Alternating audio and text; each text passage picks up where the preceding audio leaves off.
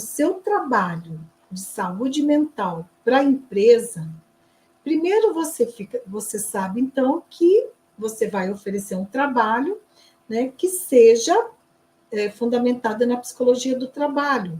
Mas, Ana Silvia, eu sou da clínica, como assim psicologia do trabalho? Você pode aprender, se você é psicóloga, é uma questão de adequação, de abordagem, não vai ter dificuldade nenhuma.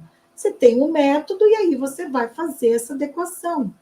Segundo ponto, como você vai vender, você precisa falar do valor que tem o seu trabalho. Né? Esse é um segundo aspecto importante quando você vai vender os seus serviços de saúde mental para a empresa. Mas, Ana Silvia, eu quero vender serviços de psicoterapia, de clínica.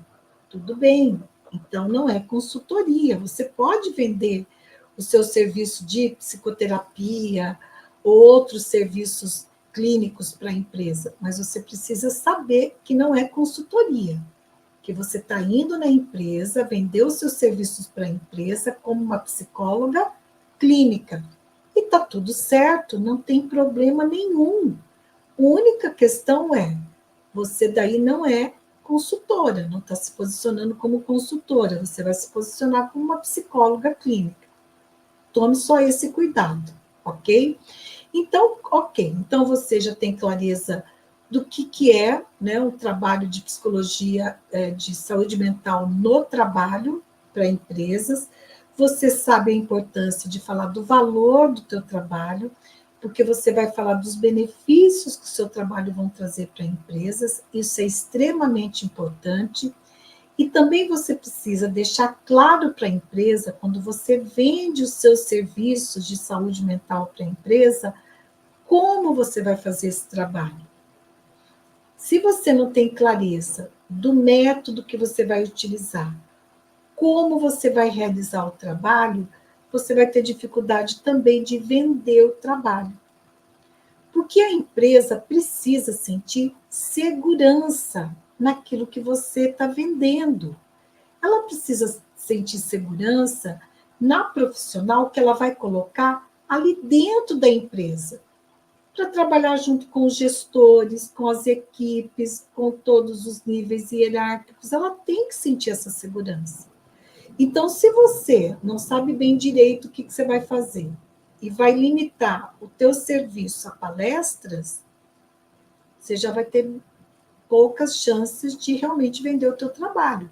Talvez você venda a palestra uma vez, né, para a empresa, uma coisa pontual, mas talvez para aquela mesma empresa você demore mais para vender outra palestra, e aí você tem que ficar se desgastando, vendendo o tempo todo palestra, uma aqui, outra ali, outra ali. Sendo que, se você tem um método de trabalho, você vai saber oferecer um diagnóstico organizacional, você vai saber oferecer um programa de saúde mental no trabalho, que vai ser resultado desse diagnóstico, porque você tem um método, tanto para fazer o diagnóstico, quanto para elaborar o programa de saúde mental.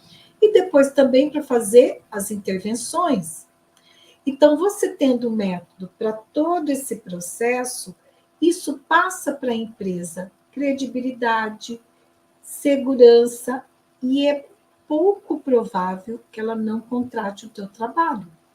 Ela vai contratar. Principalmente se você usar como argumento os riscos legais que ela pode estar correndo em não ter um programa de saúde mental na empresa. A Lei 14.831, ela não obriga as empresas a ter um programa de saúde mental, mas ela vai certificar as empresas, né, que tem um programa de saúde mental, ok? Então, tudo certo, né? Mas a NR1, as alterações que foram feitas na NR1, a partir de março do ano que vem, serão obrigatórias.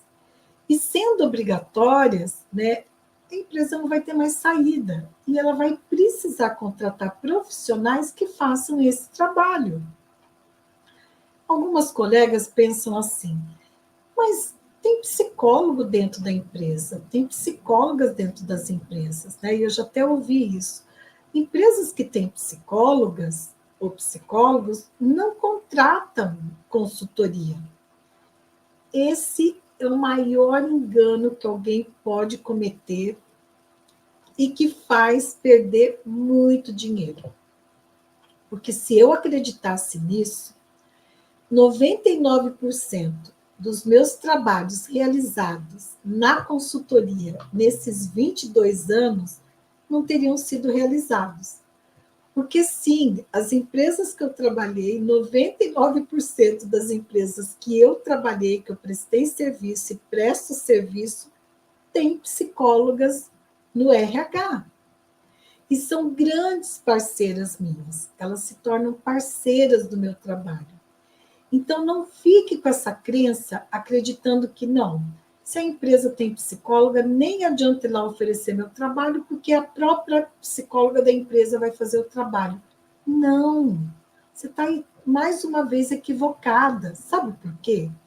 Primeiro, que nem todas as atividades de saúde mental no trabalho, mesmo de desenvolvimento humano, podem ser realizadas por profissionais que estão dentro da empresa.